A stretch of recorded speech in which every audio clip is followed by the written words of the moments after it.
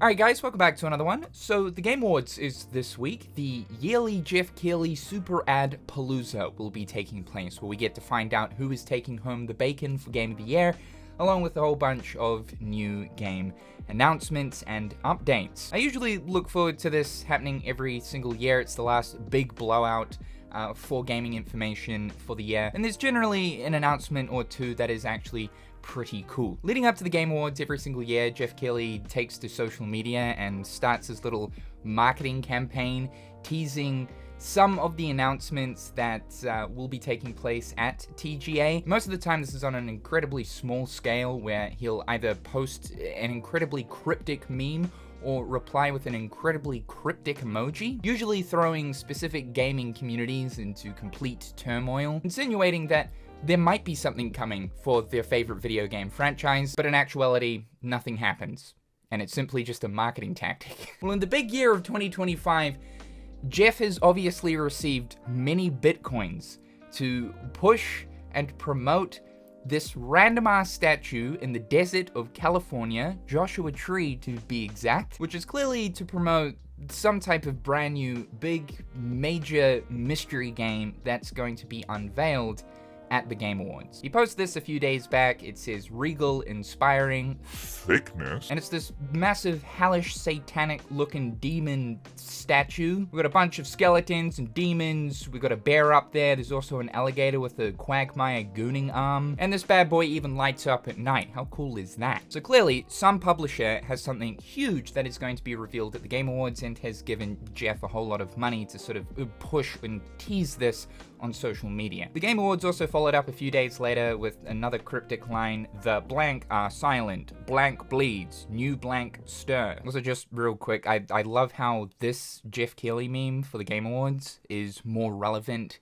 than ever. This is usually how it goes. Geoff will start to hype something up, and it turns out it's just DLC for a mobile game. I don't know though, this is probably one of the biggest Game Award teasers we've had, at least in recent times. So surely, hopefully, Mr. Keighley, this is worth our time! So naturally, there's a lot of speculation around this. People are discussing it amongst themselves what this possibly pertains to, whether it's a new God of War. A lot of people pointing out the it looks like a breastplate or a chest piece or something right here that looks like one of the armors in God of War. Maybe it's Elder Scrolls 6. Does it have something to do with Diablo because of all the demons and the weird, glowy, random, satanic fucking tentacle monster thing? Is it Bloodborne 2, baby? Is it Bloodborne 2?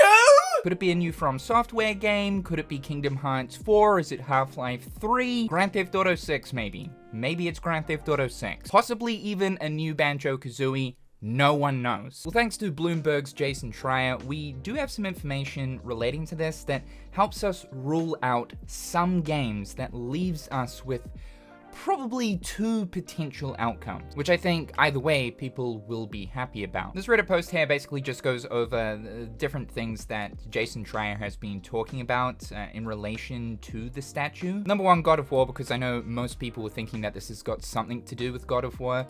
Corey Balrog actually took to a stream very recently and mentioned that the statue has nothing to do with God of War, so we can rule that out. Though we do know that Santa Monica is actually working on an IP separate to God of War. This is supposedly meant to be an old PlayStation IP that Santa Monica are taking on for themselves, and this is supposed to be Corey Balrog's primary project right now. Corey did recently mention that he doesn't know if the game will be announced at the Game Awards. Could suggest that this new project is not going to get unveiled there. Jason has publicly ruled out both Diablo and Elder Scrolls 6. Makes sense. I don't think Blizzard would go to these extremes of marketing, crafting an entire statue and paying out Geoff Keighley just for a Diablo 4 expansion, and Todd Howard recently mentioned that Elder Scrolls 6 is still miles away. He also mentioned that he doesn't expect much EA stuff to be there, so we can pretty much rule EA out of the question. He said that the statue game is a good one, something that a lot of people will be excited for, and with the way that he's been talking about the statue recently,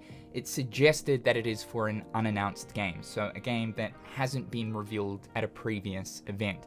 Now for me, I was thinking, okay, this is probably going to be Lords of the Fallen 2, which would have been incredibly disappointing considering it's already been revealed. I just don't think that Lords of the Fallen's quite that game that warrants having a marketing stunt to this degree? And a lot of people started to panic, oh my god, is this actually Lords of the Fallen 2? Like, there's a very good chance this is Lords of the Fallen 2. Because the general theme of the statue definitely aligns with the themes of Lords of the Fallen. So people started to really express their level of disappointment if this turns out to be the case. And the CEO of CI Games has confirmed the statue is not to do with Lords of the Fallen. If it was, that would have pissed off a lot of people. I'm just saying. Look, I tried Lords of the Fallen 1 once the 2.0 update was applied, and it didn't gel with me. I love me a Souls-like, but for some reason, still after all of the work that the devs did to further improve Lords of the Fallen and make it a better product,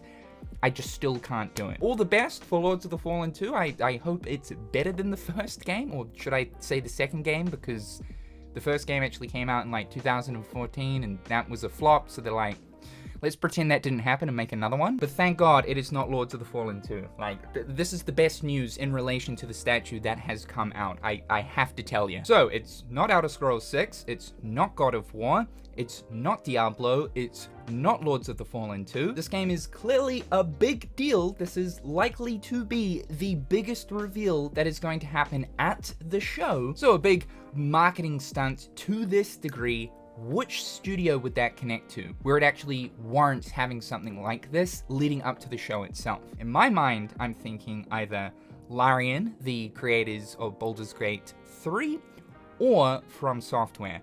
And good God almighty, I hope it is From Software.